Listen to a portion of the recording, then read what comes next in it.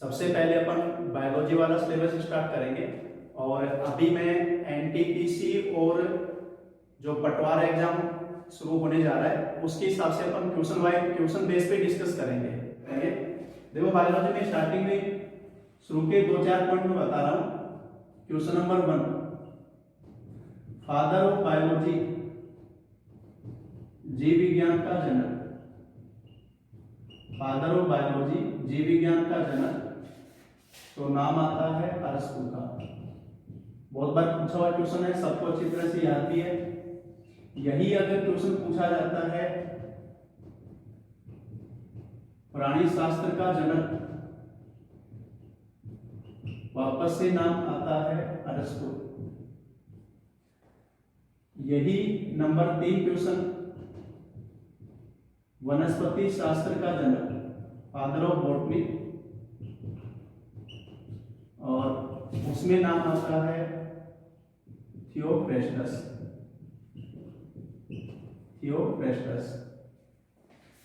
एक क्वेश्चन जो मैं बताने जा रहा हूं, जब मैंने पहले लिखा है जीव विज्ञान का जनक अरस्तु, प्राणी शास्त्र का जनक पूछेगा तब भी ये नाम अरस्तु, क्योंकि जनकों की उत्पत्ति के बारे में सबसे पहले विचार अरस्तु ने रखे थे। उसके बाद में पादपों के लिए जो अध्ययन किया ये इन्हीं का शिष्य था, थियोफ्रेस्टस अरस्तु का शिष्य था, स्टूडेंट था, जिसका नाम था अरस्तु का स्टूडेंट थियोफ्रेस्टस। उसे पादपों के बारे में अध्ययन किया, वनस्पति शास्त्र का जनक। एक क्वेश्चन आता है आधुनिक जीव विज्ञान का जनक। रेलवे वाले बच्चे ध्यान दे लेना, ये क्वेश्चन पिछले एग्जाम में आया हुआ है। फादर ऑफ मॉडर्न बायोलॉजी, तब नाम आता है चार्ल्स डार्विन का। और ये आपने सुना भी होगा, अपन 9th-10th क्लास में पढ़ते हैं कि प्राकृतिक वर्ण का सिद्धांत, तब नाम किसका आता है? चार्ल्स डार्विन का, जो अपन आगे बात करेंगे। तो आधुनिक जीव विज्ञान का जनक पूछेगा तो चार्ल्स डार्विन। और एक पॉइंट जो आता है कि जीव विज्ञान शब्द किसने दिया? जीव विज्ञान शब्द वैज्ञानिक लेमार्क ने दिया था। लेमार्क व ट्रेवेरेंस।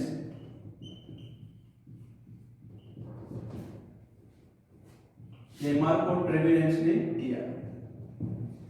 तो ये तो इनके परिचय से संबंधित जो 5 पॉइंट बन जाता है। जीव विज्ञान का जनक अरस्तु, प्राणी शास्त्र का जनक अरस्तु, वनस्पति शास्त्र का जनक थियोफ्रेस्टस, आधुनिक जीव विज्ञान का जनक चार्ल्स डार्विन, और जीव विज्ञान शब्द किसने दिया भी? लेमार्क और ट्रेवेरेंस ने दिया। उसके बाद में, क्योंकि बायोलॉजी में, जीव विज्ञान में, बायोलॉजी में अपन स्टडी करते हैं सजीवों की, सजीवों का अध्ययन बोला जाता है। तो अब अगर अपन इसको आगे डिस्कस करें तो अगर अपन सजीवों का अध्ययन कर रहे हैं तो जैसे हम भी सजीव हैं, तो अपन अपना अध्ययन किससे क्या करेंगे? किस चीज की स्टडी करेंगे? वो स्टडी हम ये करेंगे कि सजीवों का शरीर किससे बना हुआ है, सजीवों के शरीर में क्या क्या मौजूद है। जैसे अपनी स्टडी कर रहे हैं तो हमारे शरीर में क्या क्या मौजूद है उसकी स्टडी अपन करते हैं, तो उसे बोला जाता है कि सजीव का शरीर किससे मिलकर बना हुआ है। तो यहाँ ये 5 पॉइंट एक बार वीडियो पॉज करके आप नोट करोगे। 5 जो क्वेश्चंस बन जाते हैं जीव विज्ञान के परिचय से संबंधित। उसके बाद जो अगला पॉइंट डिस्कस करने जा रहे हैं वो है सजीवों का शारीरिक संगठन के स्तर।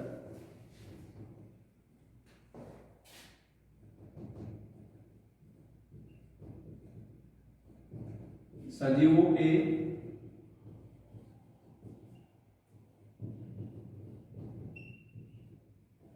शारीरिक संगठन के स्तर, level of physical composition of living being. सजीवों के शारीरिक संगठन के स्तर, तो सजीव चाहे वो छोटा है या बड़ा है, हर सजीव के जीवन का प्रारंभ होता है कोशिका से, सेल। इसे बोला जाता है सजीव की संरचनात्मक इकाई। ये भी एक पॉइंट है, बार बार पूछा हुआ क्वेश्चन है। सजीवों की संरचनात्मक और क्रियात्मक इकाई किसको कहा जाता है? Structural and functional unit of living being, तो नाम आता है सेल का। सजीव की संरचनात्मक व क्रियात्मक इकाई वो है कोशिका। यानी हर सजीव के जीवन का प्रारंभ एक कोशिका से होता है। और कोशिका से जो डेवलपमेंट होता है वो अगला है ऊतक, टिश्यू। नंबर 2, पहला कोशिका, दूसरा ऊतक, टिश्यू जो बोला जाता है। और ऊतक की डेफिनेशन दी जाती है कि ऊतक किससे मिलकर बना हुआ है? कोशिकाओं से मिलकर बना हुआ है। तो कोशिकाओं का समूह है, ग्रुप ऑफ सेल्स, उसे बोला जाता है ऊतक। और एग्जाम्पल अगर अपन बात करें कि हमारे शरीर में ऊतक, जैसे हमारे शरीर में भी कोशिका है, ऊतक है, अंग है। जैसे अपन कहें कि हाथ पैर, या अपन कहें कि लीवर, किडनी, ये हमारी बॉडी के ऑर्गन है, हार्ट है, लंग्स है, सारे। ऐसे अगर बात आ जाए ऊतक की, तो हमारी बॉडी में जैसे अपन बात करें ब्लड, इसके अलावा अपन बात करें बोन, इसके अलावा बात करें मसल्स, एडिपोज,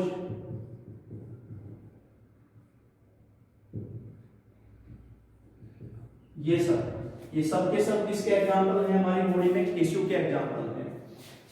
नंबर 3, पहले कोशिका, ऊतक, और ऊतक से मिलकर जो बनते हैं उनको बोलते हैं अंग, ऑर्गन। तो बताओ अंग की डेफिनेशन क्या हो जाएगी कि अंग किसका समूह है भी, या अंग किससे मिलकर बना हुआ है? ऊतकों से मिलकर बना हुआ है। ऊतकों का समूह कहलाता है अंग। यहीं से अगर अपन क्वेश्चन के रूप में बात करें, अगर क्वेश्चन आता है जंतुओं के शरीर का सबसे बड़ा अंग, जंतुओं के शरीर का सबसे बड़ा अंग, बिगेस्ट ऑर्गन, तो नाम आता है त्वचा, स्किन। हमारे शरीर का जो सबसे बड़ा अंग है वो है त्वचा। अगर यही क्वेश्चन आता है सबसे छोटा अंग, स्मॉलेस्ट ऑर्गन, पहला बताया अपन ने बिगेस्ट ऑर्गन, दूसरा स्मॉलेस्ट ऑर्गन। हमारी बॉडी में जो सबसे छोटा अंग है तो नाम आएगा, तो आएगा पीयूष ग्रंथि, जो अपन ग्लैंड से पढ़ेंगे। ग्रंथि, ग्लैंड जो बोलते हैं, पीयूष ग्रंथि। अब यहाँ से एक पॉइंट ऑफ क्लियर हो गया कि इसका मतलब जो ग्रंथियां हैं वो भी अंगों में ही शामिल हैं। हमारे शरीर में जितनी भी ग्रंथि हैं वो भी अंगों में शामिल हैं। तो अगर क्वेश्चन आता है सबसे बड़ा अंग है त्वचा, बहुत बार पूछा हुआ क्वेश्चन है, सबसे छोटा अंग नाम आएगा तो पीयूष ग्रंथि। और अगर यही क्वेश्चन ऐसे आ जाए कि सबसे बड़ी ग्रंथि, अगर ये क्वेश्चन आया कि सबसे बड़ी ग्रंथि, सबसे बड़ी ग्रंथि, तो फिर नाम आएगा लीवर, यकृत ग्रंथि, लीवर का फेमस क्वेश्चन है। तो मेरे कहने का मतलब ये कि अगर ये क्वेश्चन आया कि सबसे छोटा अंग, सबसे छोटी ग्रंथि, तो नाम एक ही आएगा, पीयूष ग्रंथि।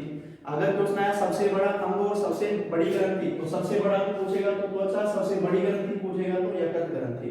इस तरह से नाम आ जाएगा। तो सबसे पहला कोशिका, कोशिका से ऊतक, ऊतक से अंग, अंगों से मिलकर बने होते हैं तंत्र, सिस्टम। तो तंत्र का मतलब हो गया किसका समूह है? अंगों का समूह है। और एग्जाम्पल अगर अपन बात करें, हमारे शरीर में अलग अलग तंत्र हैं, पाचन तंत्र, डाइजेस्टिव सिस्टम, परिसंचरण तंत्र, सर्कुलेटरी सिस्टम, श्वसन तंत्र, रेस्पिरेटरी सिस्टम, उत्सर्जन तंत्र, जनन तंत्र, तंत्रिका तंत्र, इस प्रकार से। तो हमारे शरीर में अलग अलग तंत्र हैं। ये तंत्र जिसमें बहुत सारे अंग मिलकर काम कर रहे हैं, और तंत्रों से मिलकर बना होता है शरीर, बॉडी। तो शरीर का मतलब किसका समूह हो गया? ये तंत्रों का समूह है, उसे बोला जाता है शरीर। तो अगर अपन इसे अपोजिट ऑर्डर में लें, हमारे शरीर में अलग अलग क्या है? तंत्र है। तंत्रों में अलग अलग क्या है? अंग है। अंगों में अलग अलग क्या है? ऊतक। और सबसे छोटे लेवल पर काम कौन कर रही है? कोशिका। तो हमारे शरीर में जितने भी काम होते हैं सबसे छोटे लेवल पर काम कोशिका करती है। पादप के समान वर्ग में आते हैं क्योंकि इनमें भी हरितकवक होता है। एक नाम आता है कवक, फंगी, इनमें हरितकवक नहीं होता। और जितने भी पादप कोशिका हैं और सारे जंतु, समस्त पादप व जंतु, तो अगर आपसे क्वेश्चन पूछा जाए कि मानव कोशिका किस प्रकार की कोशिका है, तो आप कौन सा आंसर दोगे? डेफिनेटली क्या आंसर आएगा? यूकेरियोटिक। चाहे प्लांट का कोई एग्जांपल होता है, एनिमल का, चाहे शैवाल का, कवक का, सारा आएगा यूकेरियोटिक। प्रोकैरियोटिक में 3 एग्जांपल आएंगे। अगर आपसे पूछा जाए बैक्टीरिया कोशिका किस प्रकार की कोशिका है, तो प्रोकैरियोटिक है। और अगर ये पूछे कि ऐसा कौन सा जीव है जो अकोशिक है, कोशिका सिद्धांत का अपवाद कौन है, तो नाम फिर किसका आ जाता है? वायरस का। तब नाम वायरस का आ जाता है। तो इस आधार पर, संगठन के आधार पर 3 वर्ग बांटे जाते हैं जीवों में। इसमें आ गया वायरस, इसमें 3 आ गए, बाकी सबके सब किसमें सम्मिलित है? यूकेरियोटिक में। इस तरह से स्थिति आती है। तो कोशिका सिद्धांत का अपवाद कौन है? भी वायरस है। अब यहां जो आया कोशिका सिद्धांत का अपवाद जो बोला अपन ने, वायरस, जिसको अपन ने कहा अकोशिक जीव, वायरस का खोज करता। अगला पॉइंट,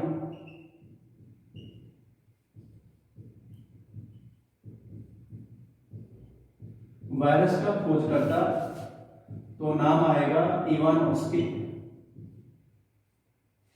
और एक क्वेश्चन और आता है, पूछा जाता है सजीव व निर्जीव की योजक कड़ी,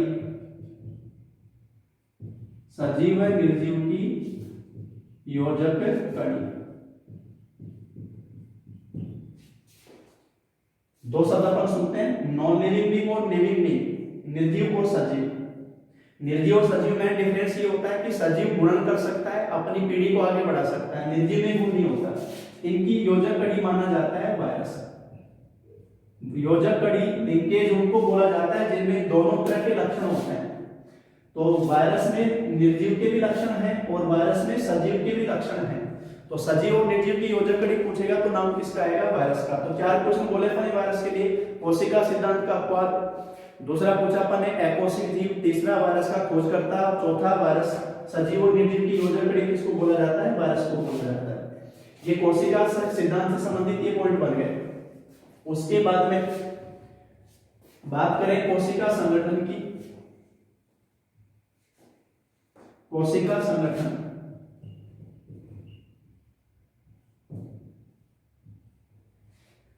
पादप और जंतु दोनों कोशिका को अगर अपन साथ लेके चले, तो किसी भी कोशिका में सबसे बाहर जो पाया जाता है वो है कोशिका के जो बोलेंगे अपन लेयर, आवरण जो पाया जाता है, और इसको नाम दिया जाता है कोशिका झिल्ली, इसे इंग्लिश में बोलते हैं प्लाज्मा मेम्ब्रेन।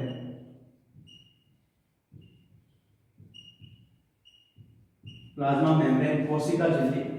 पादप और जंतु कोशिका में दोनों में पाई जाती है और कोशिका झिल्ली होती है डबल लेयर। तो कोशिका झिल्ली से जो मैंने बताया, अब पादप और जंतु कोशिका, पादप और जंतु कोशिका दोनों ही यूकेरियोटिक कोशिका है। पादप और जंतु कोशिका में जो डिफरेंस आ जाता है, पादप कोशिका में इसके बाहर की तरफ देखो, कोशिका झिल्ली ऐसी है जो पादप कोशिका में भी है, जंतु में भी है। पादप में इसके बाहर कठोर आवरण और पाया जाता है, और ये जो आवरण है उसको नाम दिया जाता है सेल वॉल, कोशिका भित्ति। तो ये भी एक पॉइंट बन गया, सेल वॉल, कोशिका भित्ति। अगर क्वेश्चन आया पादप कोशिका का सबसे भारी आवरण, अगर क्वेश्चन आता है पादप कोशिका का सबसे भारी आवरण, तो नाम आता है कोशिका भित्ति। अगर क्वेश्चन आता है जंतु कोशिका का सबसे भारी आवरण, तब नाम आता है कोशिका झिल्ली, क्योंकि जंतु कोशिका में ये नहीं पाई जा रही। लेकिन अपन ये नहीं कहेंगे कि कोशिका झिल्ली केवल जंतु में है, ये तो दोनों भी है, लेकिन पादप में इसकी बाहर की ओर मौजूद है। तो वापस सुन लेना, अगर क्वेश्चन आया पादप कोशिका का सबसे भारी आवरण कोशिका भित्ति, जंतु कोशिका का सबसे भारी आवरण कोशिका झिल्ली। कोशिका भित्ति बनी होती है, कोशिका भित्ति का मुख्य घटक होता है सेल्यूलोज। क्या होता है भाई? सेल्यूलोज। इसी का एक क्वेश्चन बनता है। सेल्यूलोज होता है रासायनिक रूप से कार्बोहाइड्रेट, ध्यान देना, सेल्यूलोज जो है रासायनिक रूप से क्या है भाई? ये कार्बोहाइड्रेट है। सेल्यूलोज कार्बोहाइड्रेट है। कार्बोहाइड्रेट का मतलब कार्बनिक पदार्थ है, और ये है पॉलीसैकेराइड। कार्बोहाइड्रेट की जो सूक्ष्म इकाई होती है उनको सैकेराइड बोला जाता है। पॉलीसैकेराइड का मतलब सैकेराइड का बहुलक, तो वो सेलुलोज है। और प्राकृतिक रूप से सर्वाधिक पाया जाने वाला कार्बोहाइड्रेट यही होता है। सर्वाधिक पाया जाने वाला कार्बोहाइड्रेट वो है भाई सेलुलोज, ये है वो सेलुलोज है। पादप कोशिका इसकी बनी होती है और कोशिका झिल्ली जो है वो बनी होती है लिपिड और प्रोटीन की, जिसमें लिपिड बोला जाता है फॉस्फोलिपिड। तो इसका मुख्य घटक है तो प्रोटीन और प्लस फॉस्फोलिपिड, इन दोनों से मिलकर बनी होती है कोशिका झिल्ली। तो ध्यान रखना, अगर आएगा पादप कोशिका का सबसे बाह्यण कोशिका भित्ति बनी होती है सेलुलोज, जंतु कोशिका का सबसे बाह्यण कोशिका झिल्ली बनी होती है प्रोटीन और फॉस्फोलिपिड की, इन दोनों की बनी होती है। सेलुलोज कार्बोहाइड्रेट है जो प्राकृतिक रूप से सबसे ज्यादा पाया जाने वाला कार्बोहाइड्रेट है। उसके बाद में कोशिका के अंदर जो भरा होता है उसमें अभी मैंने बताया कोशिका का मुख्य घटक केंद्रक, और केंद्रक के चारों ओर डबल मेम्ब्रेन केंद्रक झिल्ली, तो ये हो गया केंद्रक न्यूक्लियस। और केंद्रक झिल्ली और कोशिका झिल्ली, ध्यान रखना केंद्रक झिल्ली जो है वो भी कोशिका झिल्ली के समान डबल मेम्ब्रेन है। केंद्रक झिल्ली कोशिका झिल्ली दोनों ही प्रोटीन और फॉस्फोलिपिड की बनी होती है। और केंद्रक झिल्ली और कोशिका झिल्ली के बीच में जो भरा होता है उसे बोला जाता है कोशिका द्रव्य। उसे क्या नाम देते हैं? कोशिका द्रव्य। और इन दोनों को मिलाकर बोला जाता है जीव द्रव्य। ये शब्द आता है प्रोटोप्लाज्म। साइंस में इंग्लिश वर्ड का विशेष ध्यान रखना, क्योंकि कई बार यही शब्द लिखे आते हैं सीधे। तो जीव द्रव्य बोलते हैं प्रोटोप्लाज्म और कोशिका द्रव्य बोला जाता है साइटोप्लाज्म। तो कोशिका द्रव्य जीव द्रव्य दोनों अलग अलग हैं। जीव द्रव्य में दोनों चीज शामिल हो गई। कोशिका में भरा हुआ पूरा जीव द्रव्य है जिसके दो पार्ट हो गए, केंद्रक और फिर कोशिका द्रव्य, इस तरह से बोलते हैं। ये जो कोशिका द्रव्य मौजूद है इसके अंदर पाए जाते हैं कोशिका में। उसी से रिलेटेड क्वेश्चन आते हैं कोशिका में। कोशिका में जो कोशिका में अलग अलग कार्यों को करते हैं, इन कोशिका में एक कोशिका में बता रहा हूं, कोशिका झिल्ली से केंद्रक झिल्ली के बीच में जाल के रूप में पाया जाता है। ये जालिकावत रचना होती है और ये जो जालिकावत रचना है ना, ये पूरे जीव द्रव्य के अंदर जाल के रूप में मौजूद है। ये पूरे जीव द्रव्य में जाल के रूप में मौजूद है, जिसको नाम दिया जाता है अंतःपर्दवी जालिका। इसको नाम देते हैं अंतःपर्दवी जालिका। पहला कोशिका अंतःपर्दवी जालिका। एंडोप्लाज्मिक रेटिकुलम, ER शॉर्ट में बोलते हैं, एंडोप्लाज्मिक रेटिकुलम। कोशिका झिल्ली से केंद्रक झिल्ली के बीच में पूरे जाल के रूप में पाई जाती है। इसका काम है कोशिका में भरा हुआ जो जीव द्रव्य है, कोशिका में भरा हुआ जो पदार्थ है सारा, उसको स्टेबिलिटी देना, स्थायित्व देना, ये इसका मेन काम होता है।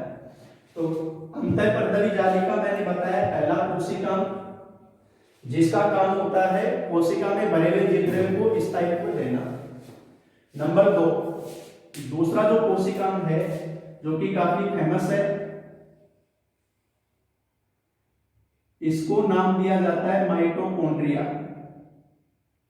माइटोकॉन्ड्रिया जिसमें डबल मेम्ब्रेन होती है, अंदर वाली मेम्ब्रेन पर अंगुलीनुमा उभार पाए जाते हैं। ये जो उभार होते हैं इनको बोलते हैं क्रिस्टी। ये दूसरा कोशिकांग जिसको नाम देते हैं माइटोकॉन्ड्रिया। माइटोकॉन्ड्रिया